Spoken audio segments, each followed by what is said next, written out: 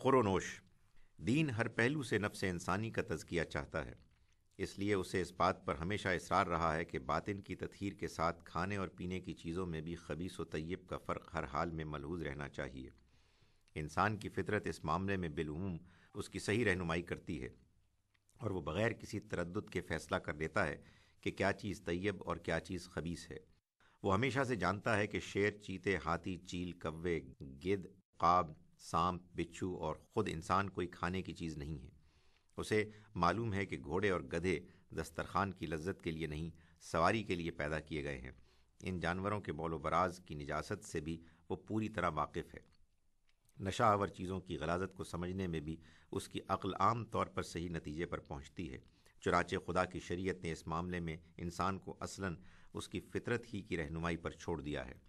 انسان کی یہ فطرت کبھی کبھی مسخ ہو جاتی ہے، لیکن دنیا میں انسانوں کی عادات کا مطالعہ بتاتا ہے کہ ان کی ایک بڑی تعداد اس معاملے میں بالعموم غلطی نہیں کرتی۔ چنانچہ شریعت نے اس طرح کی کسی چیز کو اپنا موضوع نہیں بنایا۔ اس باب میں شریعت کا موضوع صرف وہ جانور اور ان کے متعلقات ہیں جن کی حلت و حرمت کا فیصلہ تنہا عقل و فطرت کی رہنمائی میں کر لینا انسانوں کے لیے ممکن نہ تھا۔ سور انعام کی قسم کے بہائم میں سے ہے، لیکن وہ درندوں کی طرح گوشت بھی کھاتا ہے۔ پھر اسے کیا کھانے کا جانور سمجھا جائے گا یا نہ کھانے کا؟ وہ جانور جنہیں ہم ذبح کر کے کھاتے ہیں، اگر تزکیے کے بغیر مر جائیں تو ان کا حکم کیا ہونا چاہیے؟ انہی جانوروں کا خون کیا ان کے بول و براز کی طرح نجس ہے یا اسے حلال و طیب قرار دیا جائے گا؟ یہ اگر اللہ کے سوا کسی اور کے نام پر ذبح کر دیے جائیں تو کیا پھر بھی حلال ہی رہیں گے؟ ان سوالوں کا کوئی واضح اور قطعی جواب چونکہ انسان کے لیے دینا مشکل تھا، اس لیے اللہ تعالیٰ نے اپنے نبیوں کے ذریعے سے اسے بتایا کہ سور، خون، مردار اور خدا کے سوا کسی اور کے نام پر ذبح کیے گئے جانور بھی کھانے کے لیے پاک نہیں ہیں، اور انسان کو ان سے پرہیز کرنا چاہیے۔ اس حکم کی جو توضیحات قرآن میں بیان ہوئی ہیں وہ یہ ہیں: ایک، طبعی موت سے مرے ہوئے اور ناگہانی حوادث سے مرے ہوئے جانور میں کوئی فرق نہیں کیا جائے گا، یہ دونوں یکساں مردار ہوں گے۔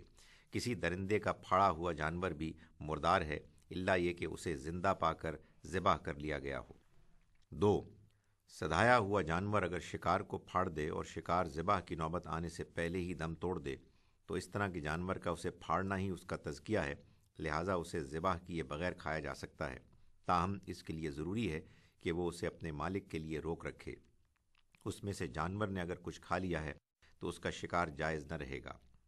تین، وہ جانور بھی حرام ہے جو کسی آستانے پر ذبح کیا گیا ہو، جس ذبیحہ پر غیر اللہ کا نام تو نہیں لیا گیا لیکن اللہ کا نام بھی نہیں لیا گیا، وہ بھی اسی کے تحت ہے۔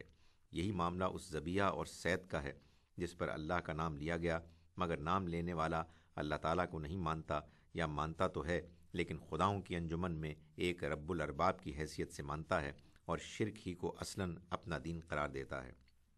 چار، ان محرمات سے استثناء صرف حالت اضطرار کا ہے، اور وہ بھی اس طرح کہ آدمی نہ خواہش مند ہو نہ ضرورت کی حد سے آگے بڑھنے والا ہو۔